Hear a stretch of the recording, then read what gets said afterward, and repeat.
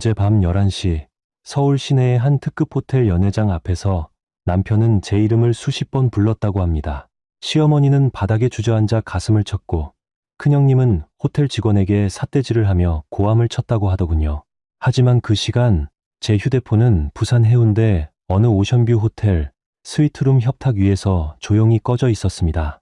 저는 창밖으로 반짝이는 광안대교를 바라보며 오래도록 참아왔던 와인 한 잔을 천천히 비우고 있었어요. 저는 이서연이라고 합니다. 올해 38, 강남의 한 종합병원에서 약제 팀장으로 일하고 있습니다.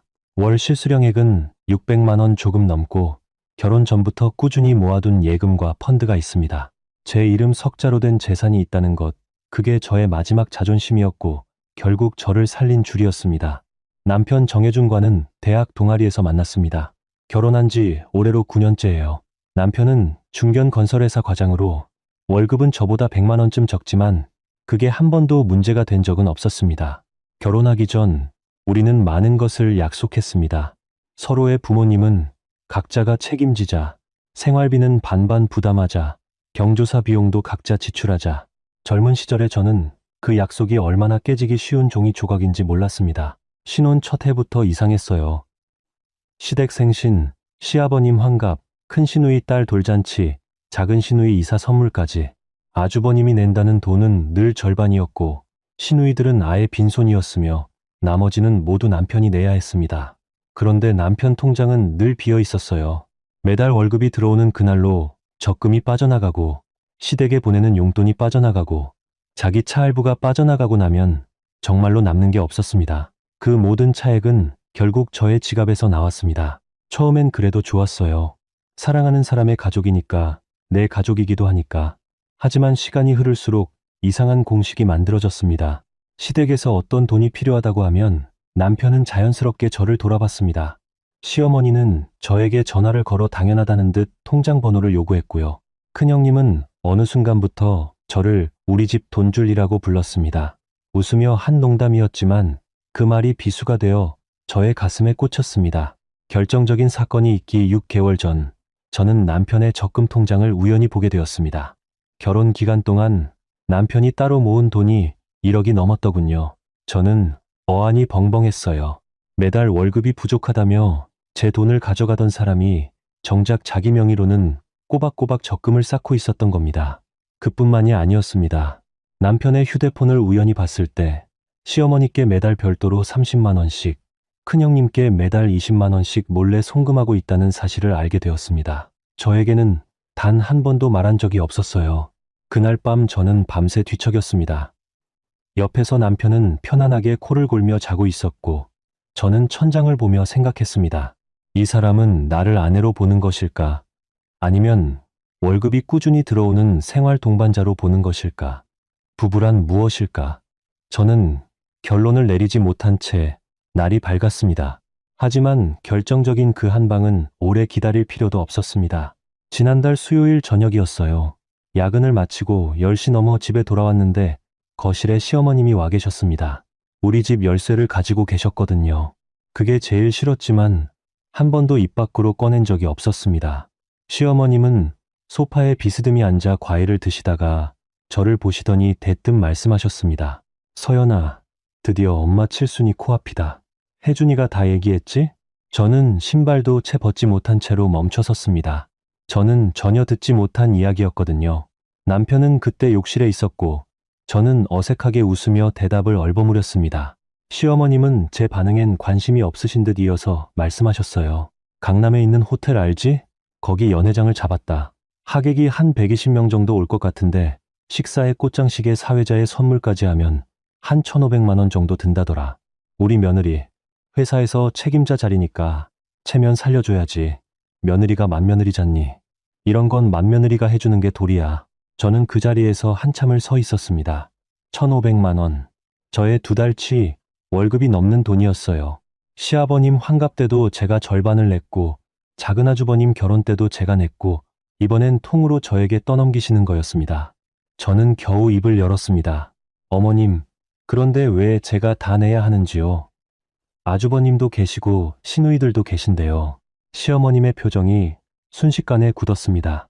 예, 무슨 그런 야박한 소리를 하니 큰아들 내외는 아이 둘 키우느라 힘들지. 시누이들은 시댁 눈치 보느라 힘들지. 너희는 애도 없이 둘이서 맞벌이 하잖니. 남는 게 돈밖에 더 있냐. 이게 뭐 돈 문제니? 마음의 문제지. 네가 진짜 우리 집 며느리라면 이 정도는 당연히 해야지. 그 말을 들으며 저는 생각했습니다. 결혼 9년 동안 제가 이 집안에 쏟아부은 돈이 얼마쯤 될까? 대충 계산해도 2천만 원은 훨씬 넘었을 겁니다. 그런데도 저는 여전히 진짜 며느리가 아니었던 거예요. 아무리 쏟아부어도 채워지지 않는 밑 빠진 독이었던 겁니다. 남편이 욕실에서 나왔습니다. 저는 남편을 돌아봤어요. 그 사람이 저의 편에 서 주기를 단 한 번만이라도 어머니, 그건 서연이 혼자 감당할 일이 아니에요. 라고 말해주기를. 그런데 남편은 머리를 말리며 건조하게 한마디 했습니다. 서연아, 어머니 말씀 맞아. 우리 애도 없고 맞벌이잖아. 너 보너스 나오는 달이기도 하고 이 정도는 해드리자. 저는 그 순간 무언가가 제 안에서 조용히 부서지는 소리를 들었습니다. 쨍그랑, 도 아니고 쿵, 도 아닌 아주 조용하고 차가운 소리였어요. 어쩌면 그날 밤 제가 잃은 건 결혼 생활이 아니라 남편에 대한 마지막 환상이었을지도 모릅니다. 알겠어요. 생각해 볼게요. 저는 짧게 대답하고 방으로 들어갔습니다. 시어머님은 제가 승낙한 걸로 받아들이셨고 다음 날부터 일이 무서운 속도로 진행되기 시작했습니다. 호텔 예약금 300만 원을 보내라는 남편의 문자, 꽃장식 업체에 계약금 보내라는 큰형님의 전화, 식전 공연팀 성금, 입금해달라는 시누이의 카톡까지 모두 저에게 쏟아졌습니다. 저는 일단 예약금만 송금했습니다. 300만 원. 그 돈이 빠져나가는 순간 저는 결심했습니다. 다음 날 저는 병원에서 점심시간에 은행 앱을 열었습니다. 남편과 공동명의로 되어 있던 부부 공동통장에서 제 몫의 금액을 전부 다른 계좌로 옮겼습니다. 그 통장은 애초에 주택자금 목적으로 만든 건데 입금된 돈의 70% 이상이 제 월급이었어요. 그리고 남편 명의의 적금에는 제가 손댈 수 없었지만 적어도 제 몫을 지키는 건 저의 권리였습니다. 그 다음으로 저는 부산행 KTX를 예매했습니다. 칠순잔치 당일 아침 7시 기차였어요. 해운대에 있는 한 특급 호텔 스위트룸도 예약했습니다. 3박 4일 일정이었고 전액 선결제로 환불 불가 조건을 일부러 골랐습니다. 제 자신에게 퇴로를 차단하고 싶었거든요. 그리고 마지막으로 저는 저의 아버지에게 전화를 걸었습니다. 제 아버지는 30에 넘게 변호사 일을 해오신 분입니다. 가족법이 전공은 아니지만 그 분야의 유명한 변호사 몇 분과 친분이 있으십니다.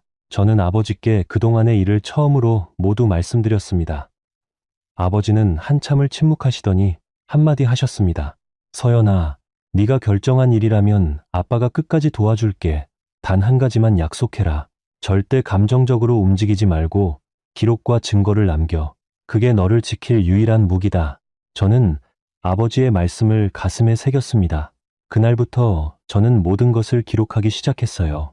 시어머님과 주고받은 카톡, 남편이 칠순 잔치 비용을 저에게 떠넘기는 통화 녹음, 예약금 송금 내역, 호텔 견적서, 심지어 남편이 시댁에 몰래 송금해온 내역까지 9년치 은행 거래 내역을 모두 다운받아 정리했습니다. 칠순 잔치 일주일 전 큰형님으로부터 전화가 왔습니다. 서연아, 잔치 당일에 한복 입고 와야 한다. 그리고 축사도 준비해. 맏며느리가 하는 게 모양이 제일 좋으니까. 저는 부드럽게 대답했습니다. 네, 형님, 잘 준비하겠습니다. 3일 전 시어머님이 또 전화를 하셨어요. 서연아, 잔치 끝나고 어머님 친구분들께 답례품 돌려야 한다. 그것도 한 300만 원 예산 잡아두거라. 네, 어머님, 알겠습니다. 하루 전 남편이 거실에서 말했습니다. 서연아, 내일 일찍 일어나서 메이크업 받으러 가야 해. 예약 잡아놨어. 비용은 당신이 계산하면 되고. 알겠어. 저는 모든 것에 네라고 대답했습니다. 그러면서 속으로는 부산행 기차 시간을 다시 확인했고 호텔 체크인 바우처를 프린트해 가방에 넣었고 아버지께서 소개해 주신 이혼 전문 변호사님의 명함을 지갑에 챙겼습니다. 잔치 당일 새벽 5시 저는 조용히 일어났습니다. 남편은 깊게 잠들어 있었어요. 저는 미리 싸놓은 캐리어를 들고 현관으로 나왔습니다. 그 자리에 잠시 멈춰 서서 9년을 살아온 이 집을 한번 돌아봤습니다. 벽에 걸린 결혼사진, 신혼여행 때 사온 기념품, 시어머님이 결혼 선물로 주신 자개 장식장. 어느 것에도 정이 느껴지지 않았어요. 저는 문을 열고 나갔습니다. 문이 닫히는 소리가 유난히 가볍게 들렸습니다. 택시를 타고 서울역에 도착한 저는 7시 정각 부산행 KTX에 올랐습니다. 기차가 한강을 건너는 동안 저는 창밖을 보며 남편에게 단 한 줄의 문자를 보냈습니다. 오늘 칠순잔치, 저는 못 갑니다. 호텔 잔액은 본인과 어머님이 해결하세요. 저는 더 이상 이 집의 돈줄이 아닙니다. 그리고 휴대폰 전원을 껐습니다. 그때가 아침 7시 15분이었어요. 부산에 내리니 하늘이 맑았습니다. 저는 택시를 타고 해운대 호텔로 갔습니다. 체크인 시간보다 훨씬 일렀지만 예약해둔 스위트룸은 이미 준비되어 있었어요. 객실에 들어가 짐을 풀고 저는 욕조에 뜨거운 물을 받기 시작했습니다. 아로마 오일을 두세 방울 떨어뜨리고 욕조에 몸을 담갔어요. 바다가 보이는 창, 은은한 재즈 음악, 저만의 고요. 결혼한 지 9년 만에 처음으로 누려보는 사치였습니다. 저는 그제서야 비로소 소리내어 울었습니다. 아, 슬퍼서 운 게 아니었어요. 살 것 같아서 울었습니다. 같은 시간, 서울의 그 호텔 연회장에서는 무슨 일이 벌어지고 있었을까요? 나중에 여러 경로로 전해들은 바로는 이랬습니다. 아침 9시 남편이 잠에서 깨어 옆자리가 비어있는 걸 발견했습니다. 처음엔 제가 먼저 메이크업 받으러 간 줄 알았다고 하더군요. 그런데 제 휴대폰을 걸었을 때 꺼져 있다는 안내음이 나오자 뭔가 이상하다는 걸 직감했답니다. 남편은 부랴부랴 옷을 입고 호텔로 향했습니다. 호텔 연회장에 도착하니 시어머님과 큰형님, 시누이 두 분이 이미 나와 계셨습니다. 꽃장식은 반만 되어 있었고 사회자는 도착했지만 공연팀은 아직 오지 않은 상태였어요. 시어머님은 연신 저의 전화를 시도하셨는데 물론 꺼져 있었습니다. 큰형님은 서연이 이 계집애 어디 있어? 바빠 죽겠는데 하며 짜증을 내셨다고 해요. 그런데 그때 호텔 담당자가 와서 말했답니다. 잔금이 아직 입금되지 않았습니다. 2,200만 원입니다. 10시까지 입금되지 않으면 오늘 행사 진행이 어렵습니다. 남편은 당황했습니다. 잔금은 제가 내기로 되어 있었거든요. 꽃장식 업체 사장도 와서 말했어요. 잔금 400만 원입니다. 공연팀 매니저도 전화를 해서 선입금 확인이 안 되어서 저희 지금 출발 못합니다. 라고 말했답니다. 답례품 업체, 케이터링 업체, 사진작가까지 줄줄이 연락이 왔습니다. 모두가 돈 이야기를 했어요. 시어머님이 남편에게 물으셨답니다. 혜준아, 서연이 어디 있니? 남편은 대답을 못했습니다. 큰형님이 남편의 휴대폰을 빼앗아 저에게 다시 전화를 거셨지만 역시 꺼져 있었어요. 그때부터 시댁 식구들은 저의 번호로 미친 듯이 전화를 하기 시작했습니다. 나중에 확인해보니 그날 하루 동안 부재중 전화가 97통이었습니다. 하객들이 하나둘 도착하기 시작했어요. 친척 어르신들, 시어머님 친구분들, 시아버님 회사 후배분들. 그런데 연회장 안은 반만 준비된 상태였고 음식도 나오지 않았습니다. 시어머님은 급한 대로 우리 서연이가 몸이 안 좋아서 늦는다고 둘러대셨다고 하지만 금세 분위기가 이상해졌습니다. 큰 시누이가 남편에게 다그쳤어요. 혜준아, 너 이게 어떻게 된 일이야? 형수가 돈 다 준비한다더니. 남편이 머뭇거리자 작은 시누이가 말했습니다. 설마 맞벌이 한다고 돈 다 형수한테 떠넘기고 너는 가만히 있었던 거야? 너 진짜 제정신이야? 큰아주버님도 오셨는데 상황을 파악하시더니 오히려 시어머님께 화를 내셨다고 합니다. 어머니, 서연이한테 1,500만 원을 내라고 하셨다고요? 아니 그걸 왜 걔 혼자 내요? 내는 것도 문제지만 왜 혜준이가 먼저 자기 돈으로 하고 나중에 나눠 내자고 안 했어요? 이게 말이 돼요? 큰형님은 그제서야 얼굴이 새하얘지셨어요. 왜냐하면 큰형님은 애초에 한 푼도 내실 생각이 없었으니까요. 이야기가 나눠 내자로 흘러가자 당황하신 거죠.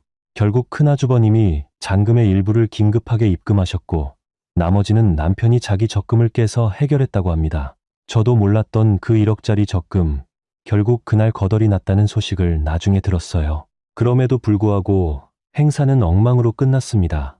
음식은 1시간 반이나 늦게 나왔고 공연팀은 결국 못 왔고 사진작가도 불참했습니다. 시어머님은 하객들에게 연신 사과를 하셨고 시어머님의 자존심은 그날 완전히 무너졌다고 해요. 시어머님의 가까운 친구분이 아들이 며느리 하나 제대로 못 관리하는구나 라고 쓱 던지신 말씀에 시어머님은 연회장 뒤쪽에서 한참을 우셨다고 합니다. 저는 이 모든 것을 부산에서 편안히 들었습니다. 물론 저는 그날 전혀 몰랐어요. 휴대폰을 3일 내내 꺼두었거든요. 3일째 되던 날 저녁, 저는 호텔 로비에서 처음으로 휴대폰을 다시 켰습니다. 순간 진동이 멈추지 않았어요. 부재중 전화 127통, 문자 80여 통, 카톡 200건 이상. 그중 남편의 문자가 가장 많았는데 처음엔 어디 있어? 로 시작해서 제발 연락 좀 받아라. 어머니 쓰러지셨다. 너 정말 이렇게까지 해야겠냐로 이어지다가 마지막 즈음엔 네가 원하는 거 다 들어줄게. 제발 돌아와로 변해 있었습니다. 저는 그 모든 문자를 차분히 스크린샷으로 저장했어요.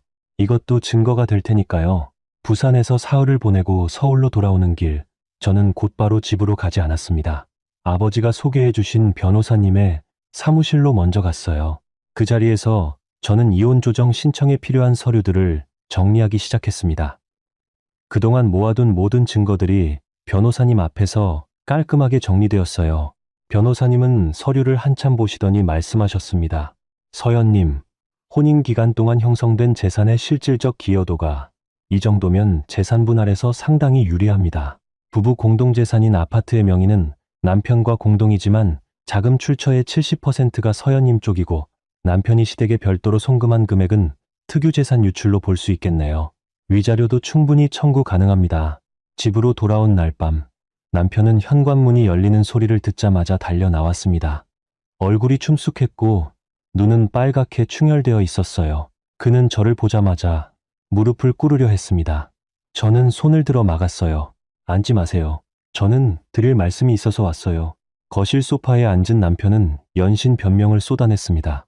어머니가 그렇게까지 할 줄 몰랐다. 자기도 당황했다. 앞으로는 잘할 테니 한 번만 봐달라. 저는 그 말을 한참 듣고 나서 조용히 서류 봉투를 테이블 위에 올렸습니다. 이혼 조정 신청서입니다. 내일 아침에 법원에 접수됩니다. 저는 이 집에서 오늘 밤 짐을 뺍니다. 당분간 친정에 가 있을 거예요. 남편의 얼굴이 일그러졌어요. 그는 한참을 말을 잇지 못했습니다. 서연아, 너 정말 이럴 거야? 우리 사이에 정말 이 정도도 못 참아? 저는 그를 똑바로 바라보며 대답했습니다. 여보, 저는 9년을 참았어요. 9년이 짧은 세월 같아요? 저는 어느 순간부터 아내가 아니었어요. 저는 이 집의 현금 인출기였어요. 어머님께 얼마를 드렸는지, 형님과 시누이들에게 얼마가 들어갔는지 모두 저의 통장에서 흘러나갔습니다. 그런데 정작 당신은 따로 1억이 넘는 적금을 모으고 있었고 어머님께 매달 30만 원을 저 몰래 보내고 있었어요. 저는 이제 깨달았어? 당신에게 저는 배우자가 아니라 그냥 월급이 꾸준히 들어오는 공동 통장이었다는 걸. 남편은 입을 열었다 닫았다를 반복했지만 반박할 말을 찾지 못했습니다. 시어머님도 그날 밤 전화를 하셨어요. 이번엔 달라진 목소리로 서연아, 우리 엄마가 잘못했다고 말씀하셨습니다. 9년 만에 처음 듣는 사과였어요. 저는 전화기를 귀에 댄 채로 눈을 감고 생각했습니다. 이 사과는 반성이 아니라 계산이라고, 이미 늦은 계산이라고. 어머님, 죄송합니다. 이제 저는 며느리가 아닙니다. 저는 그렇게 말하고 조용히 전화를 끊었습니다. 그 뒤로 2달이 지나는 동안 일이 빠르게 정리되었습니다. 남편 측은 처음엔 버텼지만 제가 가진 증거들이 너무 많았기 때문에 결국 조정으로 마무리됐어요. 아파트는 제가 지분의 80%를 받아 매각 후 정산하기로 했고 위자료 3천만 원이 확정되었습니다. 남편의 적금 중 일정 부분도 공동재산으로 인정되어 제 몫이 들어왔어요. 이혼 판결이 확정된 날, 저는 아버지와 함께 조용한 일식집에서 저녁을 먹었습니다. 아버지는 긴 말씀은 없으셨고 딱 한마디 하셨어요. 서연아, 잘 버텨줘서 고맙다. 저는 그 말에 또 울었어요. 하지만 이번엔 진짜로 후련한 눈물이었습니다. 지금의 저는 작지만 햇볕이 잘 드는 아파트에서 혼자 살고 있습니다. 매일 아침 커피를 내리고 출근길에 좋아하는 음악을 듣고 퇴근길에 서점에 들러 책을 한 권 사옵니다. 주말이면 혼자 근교로 드라이브를 가기도 하고 친구들과 조용한 카페에서 브런치를 즐기기도 해요. 누구에게 돈을 내라는 요구를 받지도 않고 누구의 눈치를 보지도 않습니다. 이 모든 것이 얼마나 당연한 것이었는지 결혼 생활 동안 저는 잊고 있었습니다. 얼마 전 우연히 오래된 동창을 만났는데 그녀가 물었어요. 서연아, 결혼 생활 어떤데? 행복해? 저는 잠시 멈칫했다가 대답했습니다. 나 이혼했어. 그리고 지금이 결혼 후 가장 행복한 순간이야. 그녀는 놀란 눈으로 저를 봤지만 곧 조용히 고개를 끄덕였습니다. 어쩌면 그녀도 무언가를 참고 있을지 몰라요. 이 이야기를 꺼낸 건 어딘가에서 저처럼 고통받고 있을 누군가를 위해서입니다. 당신이 며느리라는 이름으로 조용히 무너지고 있다면, 당신의 통장이 누군가의 제사비와 생일상과 칠순잔치로 끊임없이 빠져나가고 있다면, 그리고 그 모든 것이 돌이라는 이름으로 포장되고 있다면, 저는 감히 말씀드리고 싶어요. 당신의 돈은 당신의 노동이고, 당신의 노동은 당신의 시간이고, 당신의 시간은 당신의 인생입니다. 그 누구도 당신의 인생을 마음대로 쓸 권리는 없어요. 남편도, 시어머님도, 심지어 당신 자신조차도요. 저의 선택이 정답이라고 말하지는 않겠습니다. 모든 결혼이 다 이혼으로 끝나야 하는 것도 아니고요. 다만 저는 말하고 싶습니다. 9년을 참아낸 끝에 제가 얻은 것은 깨진 결혼이 아니라 되찾은 나 자신이었다고. 그 사실이 저에게는 그 어떤 것보다 소중합니다. 오늘 밤 저는 제 이름으로 된 집의 창문을 열고 시원한 바람을 맞으며 이 글을 씁니다. 저의 휴대폰은 이제 누군가의 돈 요구로 울리지 않아요. 그 고요함이 얼마나 값진 것인지 이제는 압니다. 어디선가 저와 비슷한 밤을 보내고 계신 분이 있다면 부디 자신을 잃지 마세요. 그리고 필요하다면 용기 내어 당신만의 부산행 기차에 올라타세요. 그 기차 끝에는 분명 당신을 기다리고 있는 새로운 아침이 있을 테니까요. 이 이야기는 가족이라는 이름으로 며느리의 헌신과 경제력을 당연하게 소비하는 관계가 얼마나 사람을 서서히 무너뜨리는지 보여주며, 부당한 요구를 끝없이 감당하는 인내보다 자기 삶과 권리, 노동의 가치를 지키기 위해 분명하게 선을 긋는 용기가 얼마나 중요한지 일깨워줍니다. 또한 공동체 안에서는 효도와 도리라는 말로 특정 사람에게 희생을 강요하는 문화를 돌아봐야 하며, 부부 관계 역시 사랑이 아니라 투명한 책임과 상호 존중 위에 서야 건강할 수 있다는 교훈을 전해줍니다. 결국 이런 이야기는 많은 사람들에게 경제적 착취와 가족 내 불공정한 역할 분담의 위험성을 알리고, 자신의 시간과 돈, 존엄을 지키는 일이 결코 이기적인 것이 아니라 더 건강하고 정의로운 사회를 만드는 출발점이라는 의미를 남깁니다.